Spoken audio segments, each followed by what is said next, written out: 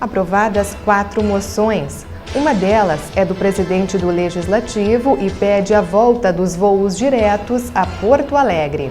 Sem dúvida alguma, é uma grande perda que Passo Fundo e região teve, encurtando a nossa distância do interior com a capital do estado. Outros 2 documentos apreciados eram do vereador Eduardo Pelicioli. Ele apoia a convocação dos concursados para os órgãos de segurança pública do estado. Na Brigada Militar, também na Brigada do Corpo de Bombeiro e na Polícia Civil. Isso não aconteceu. Muitas pessoas deixaram o emprego. Você também vai ver o que ficou definido na Assembleia dos Servidores Municipais que aconteceu na tarde de hoje, sobre o futuro da greve e o reajuste salarial da categoria. Nós trouxemos essa discussão plural, todos tiveram a oportunidade de manifestar o seu ponto de vista e, por maioria dos servidores, a proposta foi aceita, a proposta de 8,13. E a Semana do Microempreendedor, que será realizada entre os dias 13 e 18, é o assunto do segundo bloco do Jornal da Câmara. Não saia daí.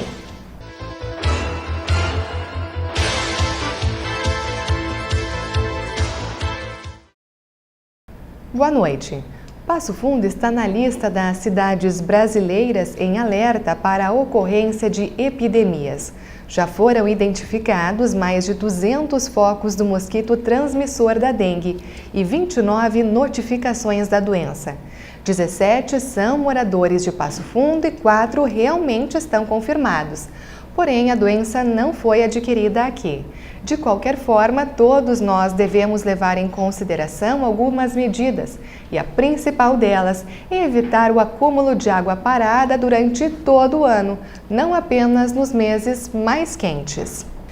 E você vai acompanhar agora o que dizem 2 das 4 moções aprovadas por unanimidade durante a sessão plenária nesta semana. Os documentos de apoio são dos vereadores Márcio Patucci e Isamar Oliveira. O presidente do Legislativo Municipal está pedindo a manutenção dos voos diretos a Porto Alegre. Segundo Márcio Patucci, a comunidade regional perde muitas oportunidades com o cancelamento desta ligação à capital do estado. A empresa que fazia essa operação registrou uma taxa de ocupação de até 84% nos voos com destino Passo Fundo, Porto Alegre e também na volta. Então, sem dúvida alguma, é uma grande perda que Passo Fundo e região teve, encurtando a nossa distância do interior com a capital do estado, tendo em vista que várias empresas, vários segmentos, seja na área industrial, educacional, de saúde, utilizavam desse voo para seus negócios, E, obviamente, que numa comitiva de Passo Fundo, com entidades, com sindicatos, com agentes políticos, com o município, e nós, da Câmara de Vereadores, fomos pleitear numa reunião que tivemos com a Assembleia Legislativa, capitaneada pelo deputado Bazejo, para que a empresa Azul pudesse repensar e tão logo, então, voltar com esse voo, E que, obviamente, passe novamente a atender esse importante deslocamento, tendo em vista o esgotamento das estradas e também a precariedade de algumas linhas do transporte interestadual. Já o vereador Isamar Oliveira apoia as proposições dos deputados Juliano Roso e Diógenes Bacejo, que sugerem a criação da aglomeração urbana do Planalto Médio, também chamada de região metropolitana de Passo Fundo e do Alto Uruguai. Nós estamos apoiando essa iniciativa dos 2 deputados que representam o Passo Fundo, porque a região de Passo Fundo e do Alto Uruguai, principalmente Passo Fundo e Erechim, são cercadas por pequenas cidades, pequenos municípios.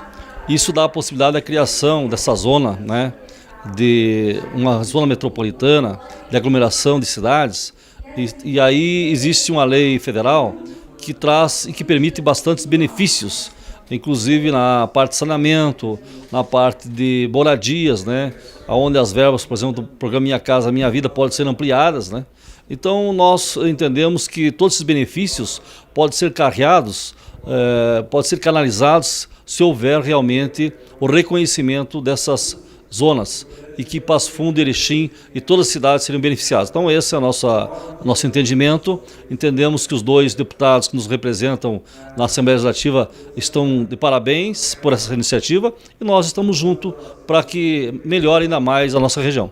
E as outras duas moções apreciadas eram de autoria do vereador Eduardo Pelicioli. Em um dos documentos, o parlamentar manifesta apoio aos caminhoneiros e agricultores nas paralisações ocorridas em fevereiro.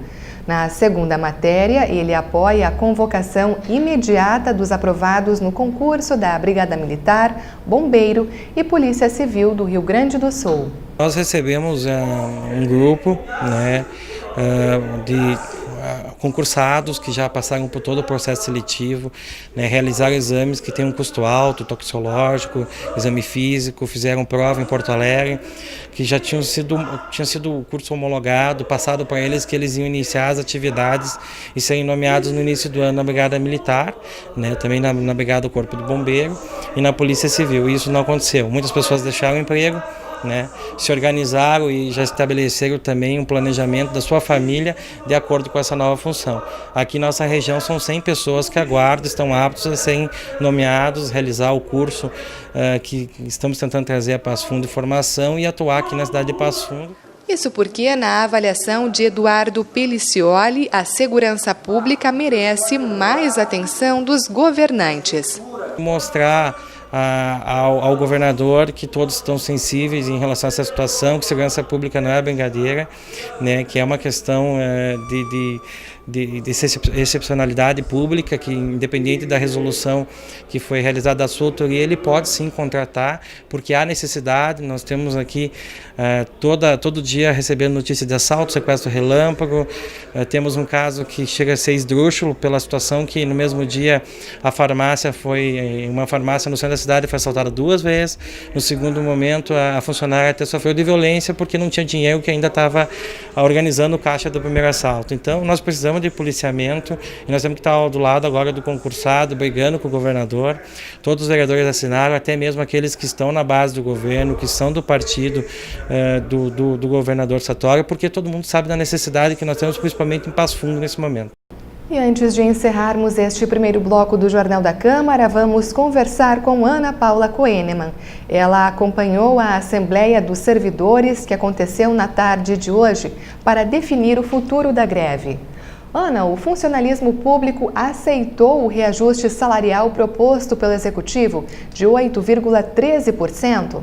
A Assembleia dos Servidores Municipais durou mais de 2 horas e eles decidiram aceitar a proposta do Executivo de 8,13%. Sobre este assunto, eu converso com o presidente do Simpasso. Marcelo, vocês estão satisfeitos com a decisão da maioria dos servidores? Como mencionei dentro da própria Assembleia, a função do dirigente sindical é abrir e fechar uma Assembleia. Nós trouxemos essa discussão plural, todos tiveram a oportunidade de manifestar o seu ponto de vista e, por maioria dos servidores, a proposta foi aceita, a proposta de 8,13, estendida também ao ticket de alimentação, com data retroativa a 1º de abril. Outro ponto que foi encaminhado foi a questão envolvendo o abono aos servidores grevistas, que é um ponto fundamental nessa discussão. Marcelo, qual é a avaliação que você faz da greve? Mais do que positiva, já é a segunda greve praticamente consecutiva, num intervalo não superior a 90 dias.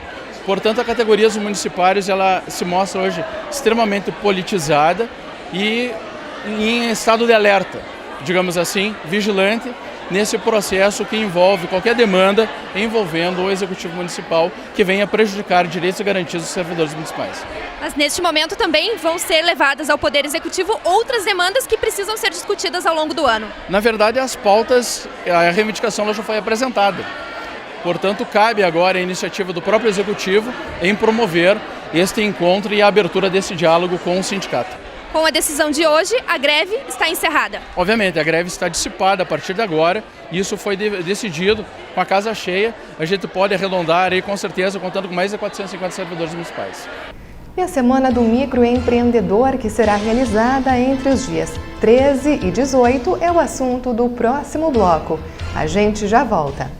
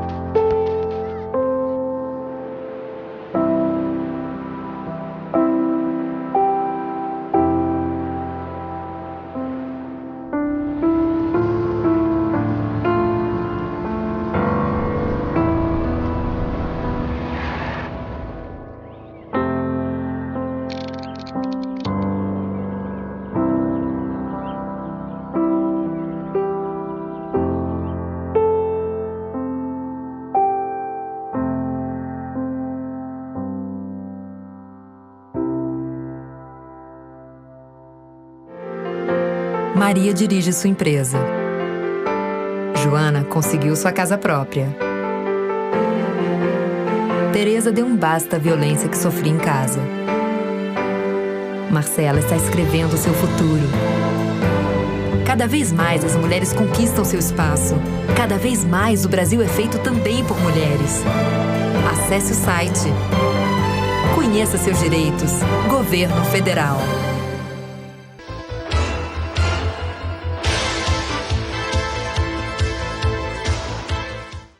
A 7ª semana do microempreendedor individual acontece aqui em Passo Fundo entre os dias 13 e 18 de abril. E o evento, então, é promovido pelo SEBRAE. Para falar sobre o assunto, eu estou recebendo a gestora de projetos de atendimento individual, Júlia Colnag Vieira. Boa noite, Júlia, seja bem-vinda. Boa noite, Paula. Bom, Júlia, antes da gente iniciar a entrevista, falar de fato das atividades que estão previstas para esta semana, que acontece, então, como eu mencionei, entre os dias 13 e 18, eu gostaria que você explicasse aos nossos telespectadores qual é o intuito, qual é o objetivo desta Semana do Microempreendedor Individual. Bom, Paula, a Semana do Microempreendedor Individual ela é uma ação nacional. E aqui no estado do Rio Grande do Sul ela vai estar acontecendo em todas as unidades e regionais do SEBRAE. E especificamente em Passo Fundo nós vamos estar atendendo em uma tenda que está sendo instalada na frente do Colégio Fagundes dos Reis, na Praça da Mãe. E o intuito dessa semana é realmente possibilitar um acesso facilitado tanto das pessoas que buscam informação do que é o microempreendedor individual e também daquelas pessoas que já se formalizaram, mas que precisam ou de uma capacitação ou de alguma outra orientação ou até questão de documentos sobre o microempreendedor individual, então de uma forma facilitada e junto com outros parceiros que vão estar fazendo o atendimento lá na tenda. Então, realmente é facilitar o acesso do empreendedor a essas informações. Quais seriam os benefícios, então, para um microempreendedor individual? Para aquela pessoa que se formaliza, então quem que pode ser um microempreendedor individual? Aquelas pessoas que têm uma atividade regular e que não têm um faturamento anual que ultrapasse R$60 mil. Então elas podem se formalizar e passam a ter um CNPJ e serem considerados empresários, empreendedores. E os benefícios que essas pessoas têm da questão da cobertura previdenciária, elas podem contratar até um funcionário na sua empresa com um custo reduzido, a questão da isenção de taxas de formalização, então não existe nenhum tipo de taxa para esse empreendedor se formalizar como um empresário, acesso a serviços bancários, inclusive a crédito para o CNPJ, então são uma série de benefícios que a pessoa pode ter ao sair da informalidade. E aí a gente está falando daquela pessoa que trabalha como manicure, como cabeleireiro, como eletricista, que eventualmente precisa dar uma nota fiscal, mas se trabalha de forma informal ou autônomo, tem certas dificuldades para atender alguma empresa, né? Alguém que necessite de uma nota fiscal. Então, esses serviços todos eles se enquadram no registro do microempreendedor individual. E esclarecimentos como estes que a Júlia está nos passando estarão sendo oferecidos e desenvolvidos pelo SEBRAE nesta tenda que a Júlia mencionou lá na Praça da Mãe durante todos os dias da semana que vem, entre as 9 horas da manhã e 6 da tarde. É isso, né, Júlia? Exatamente, inclusive aos sábados, para aquelas pessoas que têm um pouquinho mais de dificuldade de se deslocar durante a semana, nós vamos ter todo esse atendimento também no sábado. E você falou da questão dos serviços, né, Paula? Lá a gente vai estar fazendo desde a formalização para aquela pessoa que já quer sair lá do nosso estande com o seu CNPJ. Então a gente vai estar fazendo formalização. Quem precisa fazer alteração de dados da empresa vai ser prestado esse atendimento lá. A própria impressão da guia do DAS, que é a guia que eles precisam pagar mensalmente. Então se alguém precisa fazer essa impressão durante essa semana, a gente vai estar fazendo na tenda. Então são uma série de atividades, orientações de cunho geral, né? além de assessorias que podem ser prestadas pelos nossos técnicos, a gente vai fazer também no nosso stand, e depois tem toda a nossa programação de capacitações que vão ser oferecidas durante a Semana do Microempreendedor Individual. Por exemplo, a gente tem programado então para o dia 13, 2 eventos, uma palestra então na parte da manhã e uma oficina na parte da tarde. E será assim durante toda a semana? Durante toda a semana. Por exemplo, na parte da manhã, no dia 13, na segunda-feira, às 9h30, nós temos a palestra O Microempreendedor Individual, que é uma palestra que passa todas essas informações sobre os benefícios e sobre os deveres, direitos do microempreendedor individual. Então, a pessoa que ainda não é um microempreendedor ou que de repente também se formalizou através do site do Portal do Empreendedor, mas não tem certeza de todas essas informações, ele pode participar dessa palestra. Às 14 horas nós vamos ter a oficina Sei Vender. Essa oficina ela é específica para quem já é MEI, então é uma forma da gente capacitar gratuitamente os microempreendedores individuais na questão da venda do seu serviço ou do seu produto. Então, como é que ele se capacita para poder vender melhor, né, o seu produto? Então, são essas as ações da segunda-feira. No dia 14 também, então, a gente tem programadas 2 palestras. Exatamente, às 10 horas da manhã nós vamos ter uma apresentação do Corpo de Bombeiros que vai trazer informações sobre as exigências da liberação do alvará pelo Corpo de Bombeiros. Então hoje a gente sabe que existe um regramento muito mais rígido com relação à liberação por parte do Corpo de Bombeiros, e essas informações que eles vão estar trazendo numa apresentação às 10 da manhã. E às 14 horas a palestra Como Conquistar e Manter Clientes. Essa palestra ela já não é específica só para o MEI, então as pessoas que tiverem interesse em participar podem se inscrever para essa palestra. E para o dia 15 a gente tem uma palestra que vai ser um pouquinho diferente da que aconteceu na segunda-feira, que foi Eu Sei Vender, no dia 15 Eu Sei Comprar. Isso, a oficina Sei Comprar ela vai ser no dia 15 às 14 horas. E ela aborda assuntos com relação à compra, porque não adianta eu só saber vender se eu não sei comprar bem, né? Então a gente precisa saber fazer uma gestão de estoques, saber fazer negociações para poder comprar bem e aí também ter a questão da venda bem sucedida. E é isso que traz a nossa oficina Sei Comprar. E para o dia 16 a gente chama a atenção para esta atividade que é com relação à inadimplência e também o controle do dinheiro. Todo mundo pode participar destas atividades, Júlia, neste dia, então, no dia 16? No dia 16, às 9h30, nós temos a palestra Como Não Perder Dinheiro com a Inadimplência. Essa é aberta para quem tiver interesse em participar. Lembrando, claro, que as pessoas precisam fazer a sua inscrição antes, porque o nosso espaço ali na tenda ele é um pouco limitado. E às 13h30 a oficina Sei Controlar o Meu Dinheiro, que é novamente então voltada para o microempreendedor individual. As oficinas Sei, elas são específicas para o microempreendedor individual. Para os 2 últimos dias então, que a gente tem agendado aí? No dia 17, oficina Sei Empreender. E no dia 18, novamente a palestra O Microempreendedor Individual, trazendo informações sobre direitos, benefícios e deveres do microempreendedor individual. Com todas estas atividades, esta programação que a gente passou na entrevista de hoje, todas elas são gratuitas, mas para garantir a participação, como a Júlia mencionou durante a entrevista, precisa fazer a inscrição. A inscrição pode ser feita no Sebrae, na Rua Uruguai 1180, ou ainda pelo 0800 570 0800.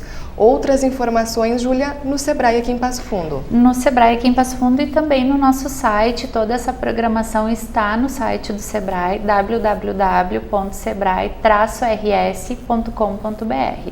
Lá tem toda a nossa programação com datas e horários.